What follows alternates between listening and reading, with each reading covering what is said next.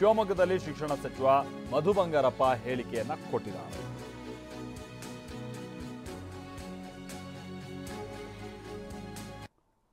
ನಾನು ಬೆಳಗ್ಗೆಯಿಂದ ನಿಮ್ಮ ಮಾಧ್ಯಮದಲ್ಲಿ ಸ್ವಲ್ಪ ನೋಡಿದೆ, ಏನೋ ಪರ್ಸನಲ್ ಇದು ಅಂತ ಹೇಳಿ ಒಂದು ಕಡೆಗೆ ಬರ್ತಾ ಇತ್ತು. ಲೆಟ್ ಮಿ ನಾಟ್, ನಾನು ಸರ್ಕಾರದಲ್ಲಿ ಇರೋದ್ರಿಂದ ಎಲ್ಲದಕ್ಕೂ ಒಂದು ಕಾನೂನು ಅಂತ ಇರ್ತದೆ, ಇನ್ವೆಸ್ಟಿಗೇಷನ್ ಇರ್ತದೆ. ಒಂದು ತಿಳ್ಕೊಳ್ಳಿ, ವಿಧಾನಸೌಧದ ಒಳಗೆ ವಿಧಾನಸೌಧದ ಹೊರಗೆ ಕರ್ನಾಟಕ ರಾಜ್ಯದಲ್ಲಿ ಎಲ್ಲೇ ಯಾರೇ ತಪ್ಪು ಮಾಡಿದ್ರು ನಮ್ಮ ಪಕ್ಷ ಬೇರೆ ಪಕ್ಷ, ಈ ಜಾತಿ ಆ ಧರ್ಮ ಈ ಧರ್ಮ ಕರ್ನಾಟಕದಲ್ಲಿ ನಡೆಯೋದಿಲ್ಲ. ಕರ್ನಾಟಕದಲ್ಲಿ ನಡೆಯೋದು ಒಂದೇ ಒಂದು, ಸನ್ಮಾನ್ಯ ಡಾಕ್ಟರ್ ಬಾಬಾ ಸಾಹೇಬ್ ಅಂಬೇಡ್ಕರ್ ಕೊಟ್ಟಿರ್ತಕ್ಕಂಥ ಸಂವಿಧಾನ ಮಾತ್ರ ನಡೀತದೆ. ಅದು ನಡಿಬೇಕು.